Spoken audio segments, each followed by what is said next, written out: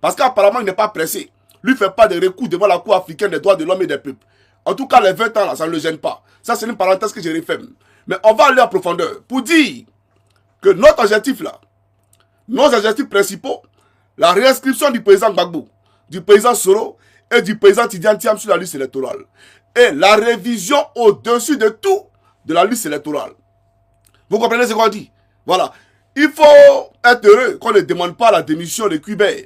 Parce que Quibert est un militant du RDR. Mais on demande simplement que ce que la loi prévoit là soit respecté. C'est tout.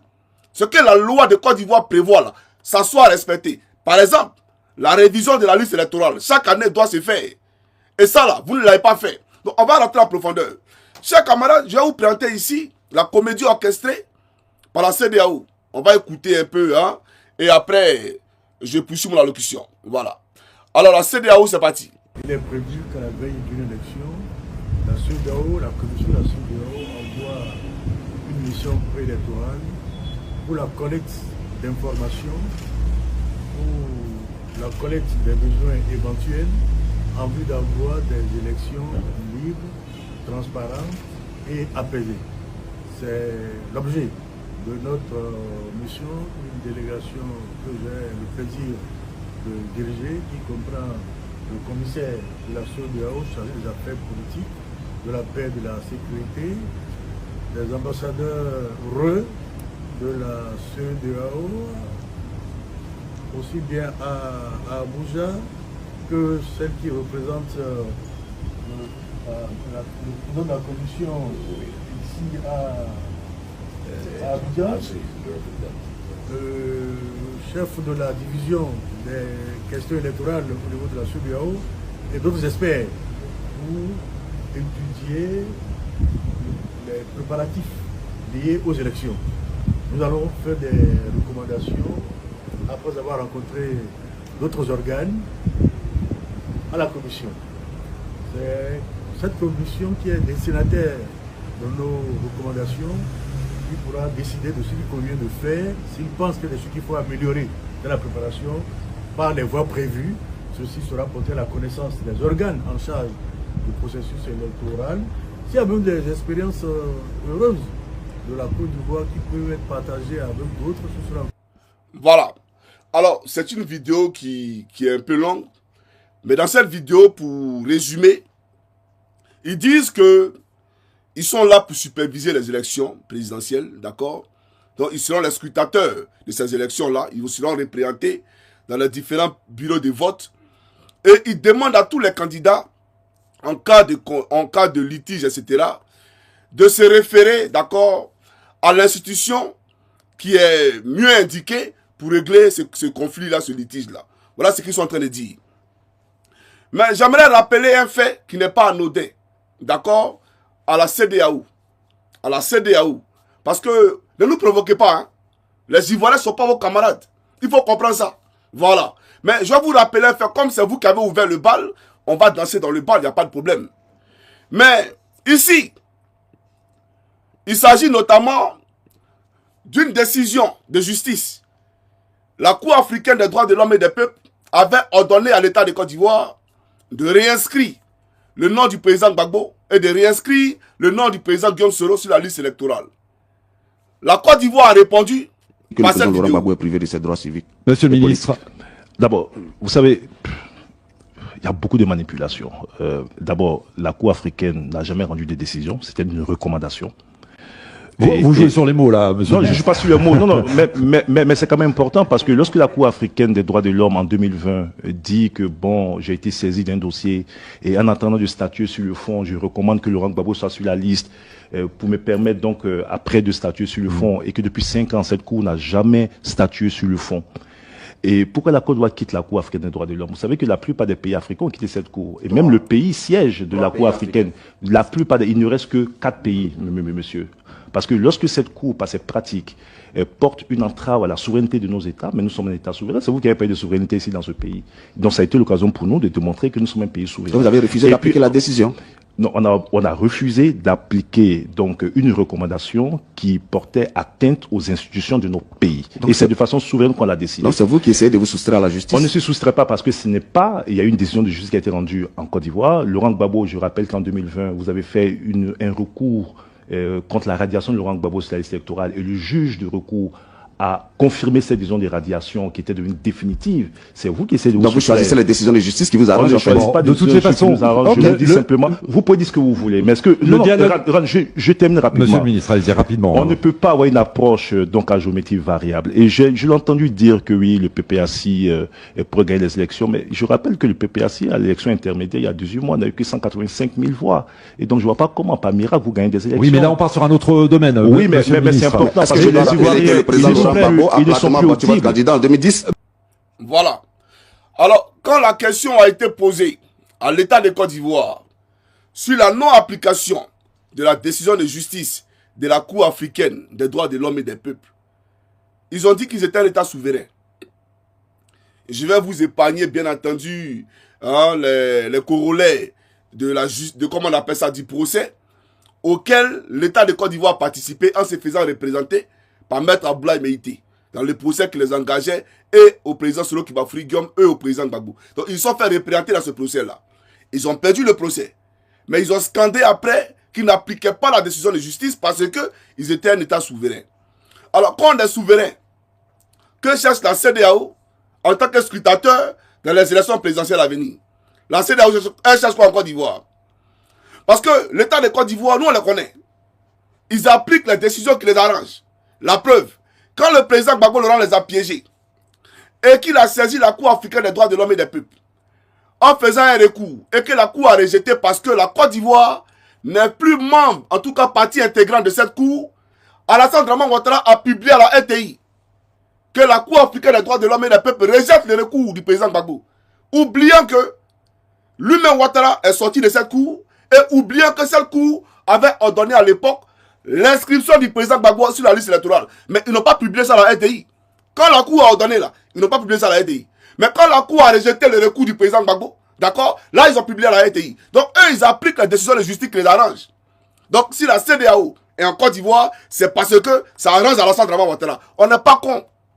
Nous ne sommes pas des moutons. On est très intelligents et très lucides. Si vous êtes en Côte d'Ivoire, c'est parce que ça arrange Alassane Dramane Ouattara. Parce que quand quelque chose ne l'arrange pas là, lui n'applique pas. Donc il faut comprendre ça. Maintenant, on va aller en profondeur. L'histoire est têtue. Et les faits sont les faits. Est-ce que vous là, CEDEAO là, c'est votre première fois de venir en Côte d'Ivoire? C'est votre première fois de superviser les élections présidentielles en Côte d'Ivoire? Suivez mon regard. Première vidéo. Notre organisation, dans le cadre des élections présidentielles en Côte d'Ivoire, a effectué une mission d'observation du 25 au 29 novembre 2010 dans la région des Savanes, plus précisément à Korogo et à Sinematiali, pour contribuer à l'enracinement de la démocratie en Afrique et en Côte d'Ivoire. Nous avons tenu à informer l'opinion nationale et internationale de notre mission d'observation dans ces zones. À 17 h, à l'heure du dépouillement, nous avons sillonné plusieurs centres. Dans presque tous les centres, les représentants du candidat LMP n'étaient plus présents. On nous informe qu'ils sont partis d'eux-mêmes parce que, pris de peur. Cependant, le dépouillement est principalement effectué par des militaires des forces armées, des forces nouvelles. Cette situation s'est aggravée par des coupures d'électricité. Pendant ces coupures, nous avons remarqué des hommes en armes partis avec des urnes. Alors, d'une manière générale, notre mission d'observation a fait les constats ci-après. Les militants et représentants du candidat Laurent Gbagbo ont été empêchés de voter librement et de suivre les opérations de vote. Des urnes ont été emportées par des éléments des forces nouvelles pour une destination inconnue. Des militants du candidat Laurent Gbagbo ont été molestés et séquestrés. il y a eu bourrage d'urnes à grande échelle. Il y a eu atteinte grave aux droits humains.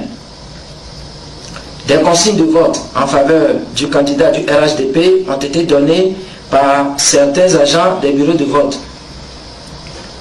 Des agressions verbales et physiques ont été perpétrées sur des militants de la majorité présidentielle. Au regard de tout ce qui précède, la liberté et la transparence du scrutin dans ces zones sont fortement mises en cause. Par conséquent, le CPK constate que la crédibilité du scrutin dans la région des Savanes et plus précisément à Korogo est fortement entachée. Voilà. Et donc ça, c'est le rapport du premier scrutateur venu en Côte d'Ivoire en vue de superviser les élections. Il a fait son rapport. Bilan du rapport. La FSI en Côte d'Ivoire, la France bombarde la résidence présidentielle, on prend le président Gbagbo Laurent et on le déporte à la Cour pénale internationale. Ça, c'est le premier point. Le deuxième rapport, on va écouter ici. Et après, je pousse ma locution. Accrédité par les autorités de la Commission électorale indépendante et dans le cadre permanent des accords de Ouagadougou qui préconise la sortie de crise en République de Côte d'Ivoire, la coordination des experts électoraux africains a déployé 38 observateurs internationaux venant du Cameroun, Sénégal, Bénin, Mali, Maroc, Gabon et du Togo dans les localités suivantes: Korogo, Bouaké, Kachula, Séguéla, Yamoussoukro et Abidjan le jour du scrutin. Comparativement au premier tour de l'élection présidentielle, la campagne du second tour a été émaillée de violence. Les observateurs de la coordination des experts électoraux africains ont constaté que les électeurs ne sont pas sortis massivement pour remplir leurs devoirs citoyens comme au tour précédent. Suite aux échanges de points de vue convergents avec d'autres groupes d'observateurs nationaux et internationaux, les observateurs de la coordination des experts électoraux africains constatent également que le scrutin présidentiel du 28 novembre 2010 en République de Côte d'Ivoire a été entaché dans les circonscriptions électorales, entre parenthèses, Korogo, Bouaké, Séguéla, Tortia, Garango, d'irrégularités majeures telles le vol des urnes, séquestration des représentants et des délégués des candidats, vote multiple, le refus systématique de la présence des observateurs internationaux dans certains bureaux de vote à l'heure du dépouillement des bulletins et perte des vies humaines. Par conséquent, les observateurs internationaux de la coordination des experts électoraux africains considèrent que l'élection présidentielle dans ces circonscriptions électorales ne répond pas aux critères et aux normes d'une élection libre, transparente et équitable. Voilà. Ça, c'est le deuxième rapport, où on vous dit clairement encore que Alassane Draman Ouattara a triché. Mais, conclusion, ils ont bombardé la résidence du président Gbagbo. Ils ont envoyé les rebelles FRC, qu'ils ont baptisés eux-mêmes Frères Cissé, en Côte d'Ivoire, pour créer la chienlit et la psychose au sein de la population. Et ils ont pris le président Gbagbo, on l'a déporté à la Cour pénale internationale. Troisième observation, et après je pousse ma locution. Au terme de la mission, les observateurs de l'Union africaine ont fait les constats suivants. La mission a relevé avec regret des actes de violence graves, notamment des pertes en vies humaines, des atteintes à l'intégrité physique, des séquestrations, des intimidations, des tentatives d'enlèvement et de dégradation du matériel électoral. Autant d'éléments qui devraient faire l'objet d'une appréciation minutieuse de la part des organes compétents afin de déterminer leur impact sur le scrutin. En outre, la mission déplore l'ouverture tardive de certains bureaux de vote, le manque de stickers dans certains bureaux de vote, le climat relativement lourd aux alentours de certains lieux de vote. Enfin, la mission déplore la séquestration de 2 de ses observateurs et remercie les agents de l'ONUCI pour le dénouement heureux intervenu à temps. Voilà. Donc ça, c'est la dernière observation. Il y en a beaucoup, hein. Il y a des pléthores et des pléthores. Mais jamais limité à cette troisième-là. Pour dire que, quand vous avez fait tous ces rapports, et que vous-même, la CEDEAO, vous savez que vous n'avez pas de moyens de coercition. Les moyens de coercition, vous les avez. Vous avez les Comores. Parce que vous avez voulu faire pression sur le président Gbagbo Laurent à l'époque, alors que vous saviez pertinemment qu'il avait gagné les élections. Vous saviez pertinemment que Draman Ouattara avait triché. N'est-ce pas? Et donc, quand vous n'avez pas de moyens de coercition, si l'État de Côte d'Ivoire, vos comédies que vous jouez là, c'est pourquoi? Le balai auquel vous vous adonnez là, c'est pourquoi? Vous êtes avec Cuibert. Mais c'est pour distraire l'opinion. C'est pour nous distraire, nous Ivoiriens. Parce qu'on le sait. Le Togo est en train de brûler. Tout à l'heure, je parlerai du Togo avec vous dans cette vidéo. Le Togo est en train de brûler. Donc si véritablement, vous êtes là pour garantir la paix, la stabilité, la sécurité dans les pays de la CEDEAO, ben, je pense que le Togo a plus besoin de vous que la Côte d'Ivoire. Le Togo, là, il a plus besoin de vous que la Côte d'Ivoire. Parce qu'au Togo, actuellement, il y a des morts. D'accord? Je parlerai du Togo tout à l'heure. Donc, je referme la parenthèse. Pour dire à la CEDEAO qu'on n'est pas des dupes. On n'est pas dupes. On n'est pas idiots. L'autre tout à l'heure, quand il a pris la parole à côté de Cuibert. Cuibert qui scande sa souveraineté. Nous sommes un État souverain. Que cherche la CEDEAO auprès d'un État qui se dit souverain? Tous les Madou n'ont pas dit qu'ils sont souverains. C'est pas pour ça qu'ils sont sortis de la Cour africaine des droits de l'homme et des peuples. Donc, eux là, qui sont souverains, la CEDEAO cherche quoi dans un pays qui est souverain? Il y a une incohérence. Il y a une ambiguïté, il faut qu'on en parle. Donc, pour dire simplement, au monsieur qui parlait, qui a dit, si jamais il y a des litiges, des revendications à faire, il faut chercher, d'accord, comment on appelle ça, la structure la mieux indiquée pour aller poser ces revendications là-bas. Alors, merci d'avoir dit ça. Donc, ça me permet de tomber sur le deuxième volet pour te présenter des faits qui ont eu lieu en Côte d'Ivoire. Je te parle des faits récents, ou je vous parle des faits récents, puisqu'il s'agit de vous tous. Alors, ce monsieur-là, c'est le porte-parole du RDR. Il s'appelle Joël Linguessa. Il est handicapé de nature.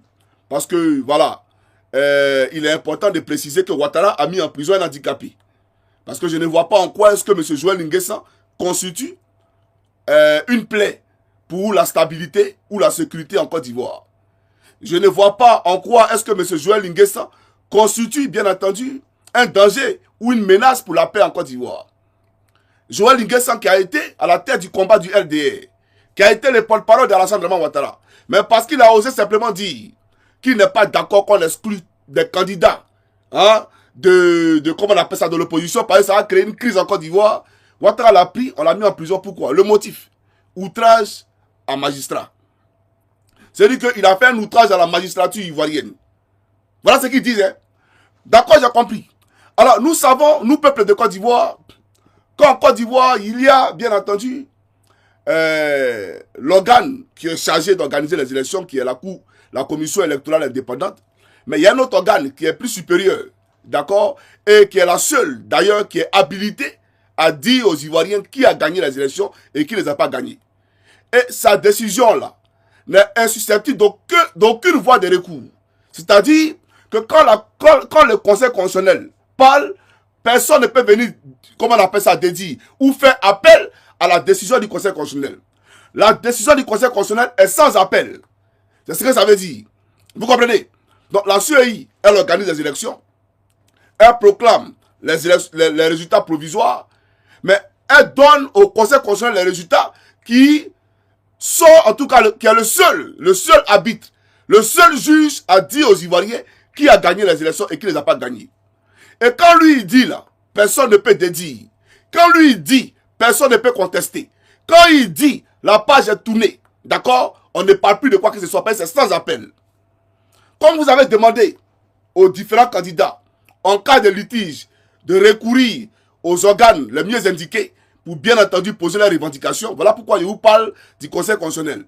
Alors, on va aller dans le passé pour vous planter quelque chose. Suivez cette vidéo-là. De possibilité d'entente. Est-ce que vous pouvez, mais vraiment très rapidement, est-ce que vous serez d'accord pour qu'on recompte les voix?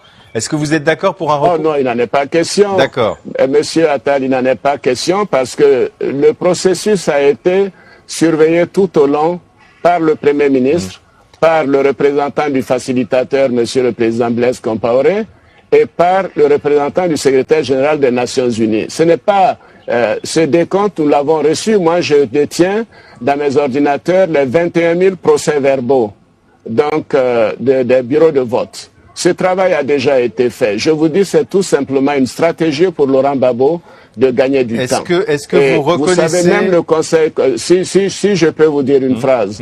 Même le Conseil constitutionnel a les mêmes chiffres, mais donnant plus de 54,10% des votes. Alors, ce qui se passe, c'est que voici un Conseil constitutionnel aux ordres qui se lève et qui annule les votes des citoyens de 7 départements du Nord. Cela n'est pas acceptable. Le Conseil constitutionnel avait le choix soit d'invalider le scrutin, soit de le valider. Mais il ne peut pas annuler des scrutins dans un certain nombre de départements. Est-ce que ça veut dire pour autant, est-ce que ça veut dire... dit ni le droit, ce Conseil constitutionnel n'a dit ni le droit, ni la vérité. Est-ce que ça veut... Voilà. Alors, tout à l'heure, je disais que la décision du Conseil constitutionnel n'était insusceptible d'aucune voie de recours. Alassane Draman Ouattara a dit que le Conseil constitutionnel n'avait dit ni le droit et que, voilà, lui, en tout cas, lui, il avait son droit à lui. Mais Joël Nguessa a été arrêté, on dit, outrage à la magistrature parce qu'il a commenté une décision de justice.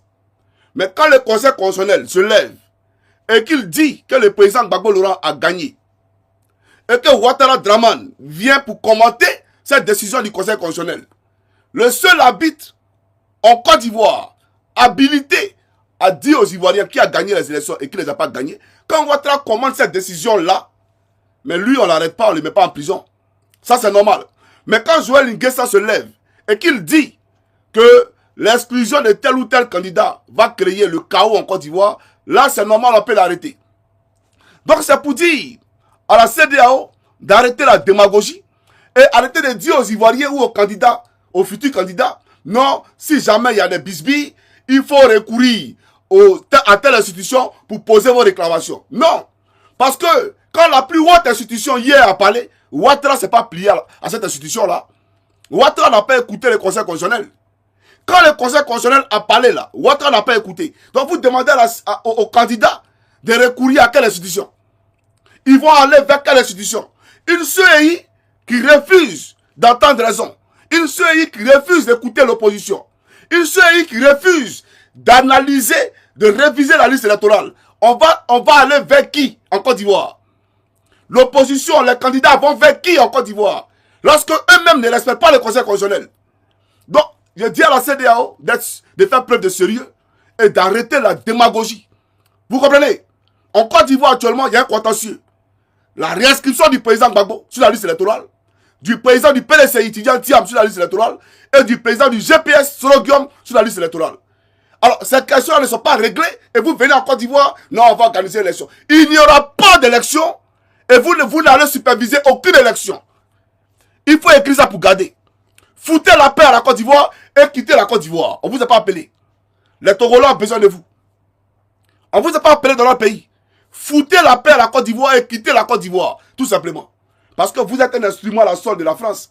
On le sait très bien. D'ailleurs, pourquoi le Burkina vous a quitté? Pourquoi le Mali vous a quitté? Pourquoi le Niger vous a quitté? Quelle est l'importance de la CEDEAO lorsque des Maliens sont tués dans le nord Mali par des soi-disant Touaregs ou soi-disant terroristes? Quelle est votre utilité? Quelle est votre utilité lorsque les Burkinabés sont tués par dizaines, par milliers dans le nord du Burkina Faso? Votre utilité là, c'est la quoi? Votre moyen de coercition pour stabiliser la paix dans la sous-région là, mais vous en faites quoi? Mais quand il s'agissait de venir rétablir, d'accord, la dictature au Niger et puis installer encore ces France-Africains de Bazoum, là vous étiez d'accord. On va prendre la CEDEAO pour aller au Niger pour rétablir l'ordre constitutionnel. Parce qu'ils ont enlevé le chouchou de la France à la tête du Niger. Donc vous là, vous êtes inutile à la société. Et vous n'allez pas nous distraire. Foutez la paix aux Ivoiriens aujourd'hui et puis demain. Vous avez compris? Vous l'avez êtes indépendant, vous la CEDEAO. Qui finance votre organisation? La CEDEAO, là, qui la finance? Une organisation qui est financée par la France et vous allez parler d'indépendance? Vous êtes indépendant? Montrez-nous dans quel pays de la CEDEAO où on fabrique le franc CFA. Montrez-nous. C'est dans quel pays de la CEDEAO où on imprime notre monnaie, le franc CFA? Arrêtez de distraire les gens. Hein. On parle de contention, on parle de réinscription de candidats de calibre, d'accord, sur la liste électorale, et vous venez parler de supervision des élections. Ça va dans vos têtes? Dans vos têtes, là, ça va? Ne foutez pas la paix à la Côte d'Ivoire, hein. Vous allez comprendre. Vous étiez où quand il y avait la guerre au Libéria? Vous étiez où? Vous êtes où et on tue aujourd'hui au Bénin? Les soldats béninois sont tués chaque jour. Vous faites quoi pour chercher comment on appelle ça, la paix et la stabilité en Afrique? Qu'est-ce que votre CEDEAO a apporté de façon potable au continent, à la sous-région? Vous avez apporté quoi? Rien du tout. La CEDEAO, c'est CEDEAO de misère. Le peuple vit la misère. C'est le même constat partout dans la CEDEAO. Votre jeunesse qui fuit vos pays pour aller mourir dans la Méditerranée, vous ne voyez pas ça. C'est devenu emmerder les Ivoiriens que Ouattara, respectez les gens. Hein. Ce monsieur est un valet de l'Occident, Alassane Draman Ouattara. C'est un esclave de salon et on n'en veut pas dans notre pays. Notre pays est privatisé. Notre pays ne nous appartient plus. Nos maisons sont cassées.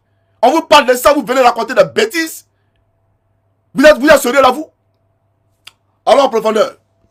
Donc ça pour dire, votre Draman là, hier il n'a pas respecté le conseil constitutionnel. Donc, un conseil constitutionnel plus scrutateur là, CEDEAO là, qui est plus fort? C'est quoi? C'est le conseil constitutionnel. Donc si lui-même il ne respecte pas le conseil constitutionnel là, c'est vous là, il va respecter. C'est votre décision, il va respecter. Mais vous avez fait les déclarations. Ça allait où? Les déclarations que vous avez fait hier là, ça allait où? La seule personne qui a écouté cette déclaration, c'était Laurent Gbagbo. C'est lui seul qui a écouté la déclaration. Mais l'Union africaine, la CEDEAO, vous êtes des instruments de l'Occident. On le sait. Qui finance l'Union africaine? C'est l'Union européenne. Comment on peut te financer et puis tu as dit que tu es indépendant? Comment on peut te financer et puis tu as dit que tu es indépendant? Jean Ping a refusé le récomptage de voix en Côte d'Ivoire. Il allait demander le récomptage de voix avec Ali Bongo. Vous pensez que dans la vie là, tout ce que tu fais, tu payes? Oui. Jonathan Goodluck Jonathan a refusé le récomptage de voix. Et Gbagbo, Ouattara, celui au Nigeria, il a demandé qu'on récompte les voix. On dit non. En Côte d'Ivoire, là, tu n'as pas accepté qu'on récompte les voix. On va rien récompter ici. On va rien récompter ici. Au Gabon, pareil, on ne récompte rien. Ils l'ont chassé comme un malpropre. Vous pensez que nous sommes des zouaves? Nous ne sommes pas des zouaves. Hein? Vous comprenez? On va aller en profondeur. Alors, aujourd'hui, là, la question, elle est là. Et il faut qu'on en parle. Ce monsieur qui est où près d'ici, là, lui, là, il dit qu'il ne révise plus la liste électorale. Parce qu'elle va influencer la date constitutionnelle pour l'organisation des élections. Mais je crois que le RDR m'a sur la tête. Au RDR, là, on m'a sur la tête. Il parle de quelle date constitutionnelle? Vous parlez de quoi? Mais dans le code électoral, là, il y a un article qui prévoit, d'accord, la révision de la liste électorale chaque année. Il y a un article qui prévoit ça. La révision de la liste électorale. Mais lui, il parle de date butoir de l'organisation des élections. Il faut qu'on soit sérieux. Puisque s'il parle de constitution, l'actuelle constitution là ne permet pas à Ouattara d'être candidat. La constitution passée ne permettait pas à Ouattara d'être candidat. Ouattara était candidat suite à un compromis, un accord. C'est Laurent Gbagbo qui a fait de lui un candidat exceptionnellement. Exceptionnellement. Français, c'est français. À moins que Cubain ne comprenne pas français. Donc ne nous parlez pas de constitution. Parce que le RDR ne respecte pas la constitution. Si on veut parler de respect de la constitution, le RDR est grillé. C'est ça la réalité. Mais pour dire quoi? Le monsieur dit qu'il ne révise plus la liste électorale. Mais pourquoi? Pourquoi il ne révise pas la liste électorale? La révision de la liste électorale, là, elle prend un mois, pas plus. C'est-à-dire que même actuellement, on peut réviser la liste électorale. Elle prend un mois, pas plus. Donc actuellement, on peut la réviser. Il a eu toute l'année, il fait quoi dans son bureau? Un président d'une commission électorale indépendante en charge de l'organisation des élections. Et puis lui, il a un parti pris. Il se muscle sur les Ivoiriens. Il se muscle sur les partis politiques. Comme si on était dans une salle de gymnase. C'est-à-dire, non, je ne révise pas. Je ne révise pas. Mais tu ne révises pas pourquoi? Tu es un fonctionnaire, on t'a mis là pour représenter l'État de Côte d'Ivoire. C'est le contribuable qui te paye. Et on t'a dit de réviser la liste électorale, il ne révise pas. Donc tu sers à quoi? Quelle est ton utilité? Qu'est-ce que tu fais dans ton bureau là-bas? Pendant les 1 an là, tu as fait quoi dans ton bureau? Voilà la question à laquelle vous devez répondre. Mais on va aller en profondeur. Suivez. Ibrahim Koulibaly Koubière, la révision de la liste électorale devait avoir lieu le 30 septembre, mais vu le timing, ce sera impossible. Quelle sera alors la nouvelle date? La nouvelle date, bon, je ne me permettrai pas de la donner parce qu'elle découle du décret qui va fixer la période de l'établissement, de la révision de la liste électorale. Mais elle va, je crois, elle va commencer mi-novembre, mi-octobre, mi-novembre. Alors Voilà. la révision de cette liste électorale ne dure qu'un mois, trop court pour l'opposition. Que répondez-vous à cela? Commençons déjà. Commençons déjà. Oui, commençons déjà. Si bien entendu il y a un engouement, on pourra proroger. Parce que l'objectif, c'est justement de capter le maximum d'Ivoiriens sur la liste électorale. Vous savez, depuis 2010 jusqu'à maintenant, la révision de la liste électorale a lieu chaque année. Et il se trouve que la moyenne est de... Elle est censée avoir lieu chaque Oui, année. Elle oui, n'a pas chaque été... Oui, mais... Elle n'a pas eu lieu chaque année. Oui, finalement. c'est vrai. C'est vrai. Comment se fait-il que c'est juste avant les élections que ces révisions des... Non, mais ces révisions ont toujours lieu avant l'année électorale. À l'année peut-être pas- électorale, Oui. pas chaque année. Oui, peut-être pas chaque année, mais rarement on n'a pas fait la révision de la liste électorale. Il faut le préciser. Voilà, depuis que nous sommes là, nous faisons la révision de la liste électorale chaque année, autant que faire se peut. Mais sauf que c'est qu'il faut Pas préciser. chaque année, mais voilà, vous faites au mieux. On fait au mieux, parce que vous savez, ce n'est pas parce qu'on ne peut pas le faire, c'est parce que on cherche à sensibiliser le maximum. Vous voyez? Il ne fait que se dédire, se contredire. Il est mélangé, il ne sait même pas de quoi il parle. C'est difficile de mentir, hein? Quand tu es dans la vérité, quels que soient les obstacles, tu restes attaché à la vérité. Et tu diras cette vérité-là parce que c'est la vérité.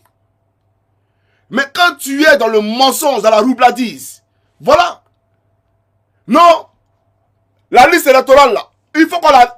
mais pourquoi vous ne l'avez pas révisée? Il dit, commençons déjà. C'est lui qui a dit, hein. Commençons déjà. Maintenant, on te dit de commencer. Voilà ce que tu nous sors. Voilà ce qui nous sort. Commençons déjà, là, est devenu, on ne révise plus. On ne révise plus parce que ça va entacher la date butoir de l'organisation des élections telles prévues par la Constitution. Vous voyez comment vous vous foutez des gens? Vous vous foutez des gens. Et la dame te contredit publiquement. Elle est censée avoir lieu chaque année. Elle n'a pas lieu chaque année. Oui, mais on a le truc, c'est de mobiliser le maximum de personnes, de sensibiliser. Donc toi, depuis tu sensibilises. Mais on est prêt. Tu nous as sensibilisé, non? On doit être d'accord. Ouvrons la liste électorale, on va la réviser. On a jusqu'en octobre. Actuellement, on est en juillet. Si on commence là, en août, on est prêt. Ou révisons la liste électorale. Toi, tu parles de quoi? Donc, voilà la supercherie dont on parle. Et puis, chers amis, suivez cette vidéo-là. Ministre, j'aimerais vous parler un instant de la Côte d'Ivoire. En 2011, sous la présidence de Nicolas Sarkozy, la France a contribué à installer Alassane Ouattara au pouvoir dans les conditions tragiques que nous connaissons. Tout indique qu'il s'apprête à briguer un 4e mandat lors de l'élection présidentielle prévue cette année et il a d'ores et déjà exclu ses principaux opposants de la compétition électorale. La France ne peut rester silencieuse. Des tirs sur des manifestants ont eu lieu hier sur le plateau d'Abidjan. Et si le président ivoirien persiste dans cette voie, la violence se généralisera. Aussi condamnez-vous clairement l'idée d'un 4e mandat d'Alassane Ouattara et savez-vous où sont passés les 5 millions d'euros que la France a donnés pour qu'un audit indépendant de la liste électorale ivoirienne soit réalisé. Merci. Voilà. Donc voilà pourquoi j'ai dit et puis, parce que le monsieur qui parle, qui parlait sur les ondes de TV5, d'accord, que commençons déjà.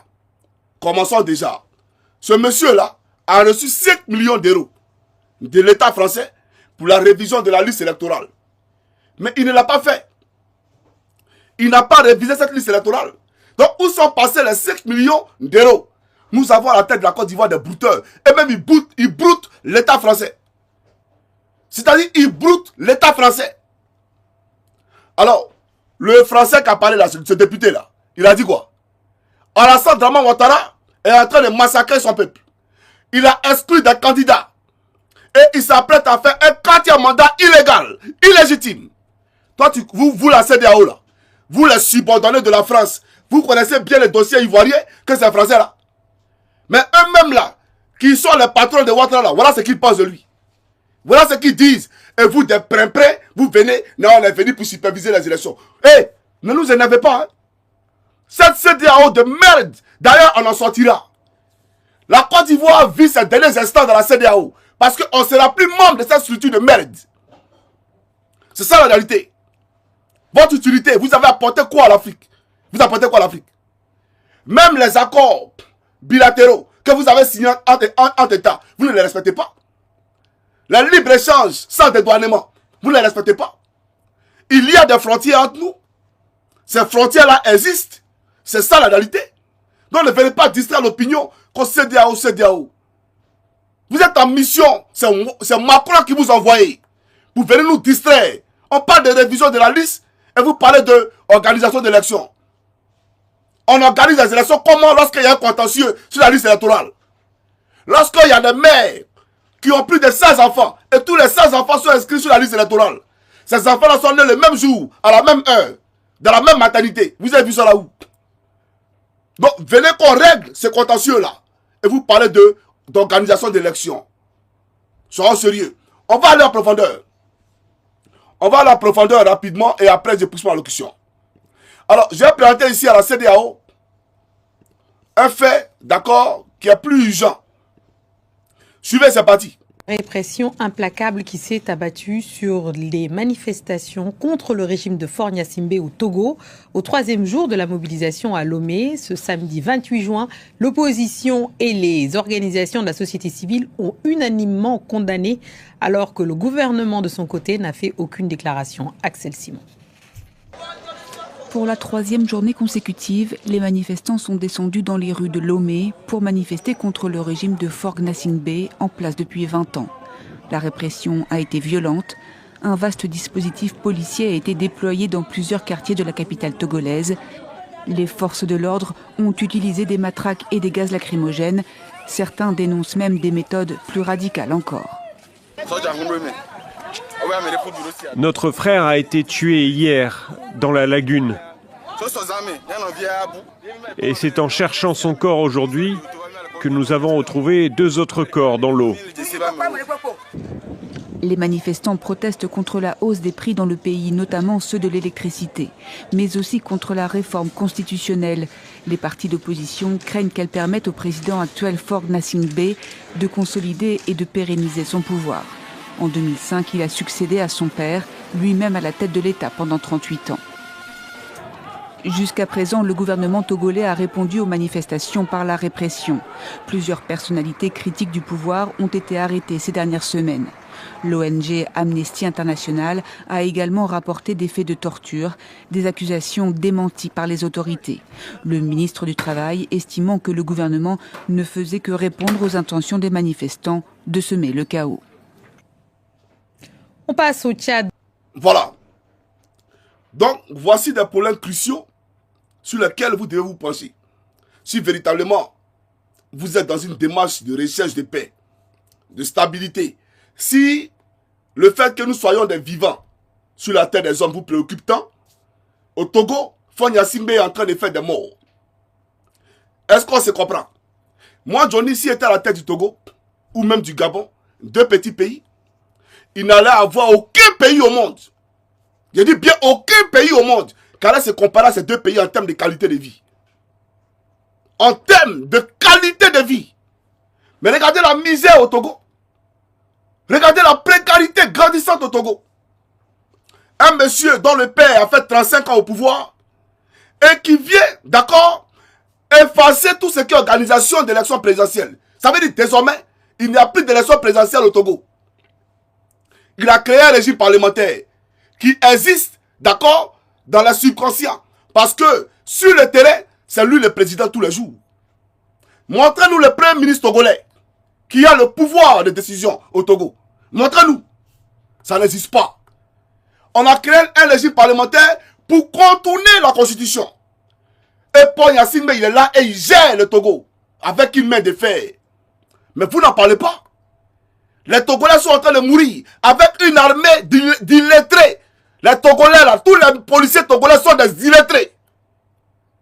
Et puis vous les policiers togolais là, quand les garçons, on laisse bouclier, on laisse calache, et puis on laisse matraque, coup de poing, et puis on voit qu'il y a reculé, voir le peuple. Des lâches. Mais si le peuple avait les mêmes moyens que vous là, les mêmes calages que vous pensez que vous là, vous allez tenir une minute? Au Togo là, c'est la guérilla urbaine. C'est ça qui est bon pour vous. Comme Fort veut régner sur le Togo, on va créer une technique de la terre brûlée. Vous cassez tout là-bas. Toutes les institutions publiques. Comme ça là. Quand le pays sera rasé totalement, on va qui tu as gouverné. On verra qui tu as gouverné. Des bandes de malfaiteurs d'illettrés. Une armée qui vient de sa tribu. Tous ces policiers, ces chefs de guerre, ces chefs de corps viennent de son village. Un recrutement dans l'armée sur la base ethnique. Quelqu'un, le Togolais, veut revenir à la constitution de 1992. Mais il refuse. Il refuse. Et il massacre les gens tous les jours. Un petit pays, il est incapable de donner la sécurité sociale aux Togolais. Allez voir les hôpitaux au Togo. Pendant ce temps, ses enfants sont aux États-Unis, sa fille aux États-Unis. Elle vit dans le palace aux États-Unis. En fait, vous me faites vomir, vous les Africains. Vous me faites vomir. Les gens vivent dans la misère. Et regardez vos enfants. Ils sont en Occident. Et on veut faire la morale aux gens. On veut faire la morale aux gens. Vous n'avez aucun amour en vous.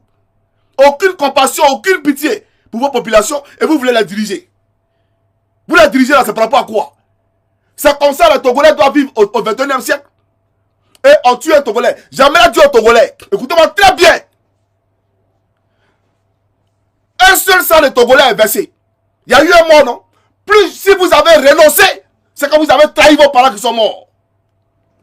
C'est que vous avez trahi vos parents qui sont morts. Le mort qu'il a versé là, le sang qu'il a versé là, lui là, il ne peut plus diriger Togo là. C'est gâté, c'est gâté. Vous allez rester comme ça tout le temps. Et cette armée là sera réformée plus tard. Et tous ceux qui ont commis des crimes délictueux, ces gens-là, ces militaires, vous allez comparaître par la Cour pénale internationale. Mais au Togo là, vous serez jugés. Vous serez jugés. Mais on ne peut pas tuer un Togolais parce que quand le Togolais il sort pour un changement. Quand le Togolais il sort pour la renaissance. Il veut du nouveau dans son pays. Il veut du sang frais dans son pays. Et quand il tombe sur le terrain des opérations, et que vous, ses frères, vous abdiquez, vous renoncez, vous l'aurez trahi. Parce que quand il tombe pour l'honorer, pour qu'il soit heureux là où il est, faut que comment on appelle ça, sa mort a été pour une cause noble et juste. Ses frères ont continué le combat pour lui. Ses frères ont continué le combat pour lui. Ses frères n'ont pas trahi sa mort. Parce que ton père ne peut pas tomber. Et puis tu vas renoncer. Mais les assassins de ton père, pourquoi ton père est sorti, ils sont encore là? Ils sont encore au pouvoir. Donc ne trahissez pas tous ceux qui sont tombés au Togo. Ne trahissez pas un mort. Fonya-Simbe ne doit plus être le président du Togo. Regardez-moi ça. Et on crée, on tripatouille la constitution. Les gens vivent la misère, c'est la saleté au Togo. Et une armée de corrompus. Un policier qui ne connaît pas la loi. Un policier qui ne connaît pas la constitution. Si vous les policiers là, si vous connaissez la constitution, vous n'allez pas vous adonner à tirer sur le peuple. Mais ça va rester comme ça. Vous n'allez rien gouverner et puis on est dedans. Bande de malfaiteurs, misère morale, misère intellectuelle. Ne trahissez pas les siens, chers Togolais. Ton frère qui est tombé là, il est tombé pour une cause. La cause doit continuer. Et plus tard, tu lui diras en priant, frère, on a réussi pour toi. On a réussi. Nos parents sont morts pour que nous soyons aujourd'hui les Africains entre guillemets libres parce qu'on n'est pas totalement libres. Nos parents ont été esclavagisés, ont travaillé sur les chemins de fer. D'autres ont été déportés aux États-Unis, en Martinique, etc., etc. Nos parents ont souffert. Nous, on est nés, on n'a pas connu ça. Mais ceux qui sont nés, qui ont connu l'esclavage, Ils ont payé le prix pour nous. Nous avons une mission, nous avons un combat. Nous là, quand on quittera la terre, au moins on doit laisser à nos enfants une aisance de vie, une qualité de vie qui ne dit pas son nom. On doit se débarrasser de tous ces prédateurs qui sont à la tête de nos États, parce qu'ils ne nous aiment pas. Regardez mon sang là, j'ai très mal quand je parle de l'Afrique, j'ai très mal. Parce que l'Afrique c'est la misère. Bande de malfaiteurs, soyons sérieux. Vos CEDEAO de merde là, foutez la paix à la Côte d'Ivoire et quittez la Côte d'Ivoire. On n'a pas besoin de vous en Côte d'Ivoire. Regardez-moi ces gens-là. Venez qu'on fasse le point de différentes observations que vous avez fait hier. Faisons le point. Quand vous avez dit que Ouattara a triché là, faisons le point. Vous avez fait pression sur Ouattara. Il y a eu une pression sur Ouattara. Soyons sérieux, hein. Regardez-moi ça là. J'ai trop mal, sérieusement. Payer l'affaire du Togo là, mais ça commence à m'énerver. J'ai très mal. Un personnage, on ne sait même pas, il est à la tête du Togo. Qu'est-ce qu'il fout au Togo? Ce Faure Gnassingbé. Depuis combien d'années tu es à la tête du Togo? Tu as réalisé quoi pour les Togolais? Mais merde à la fin.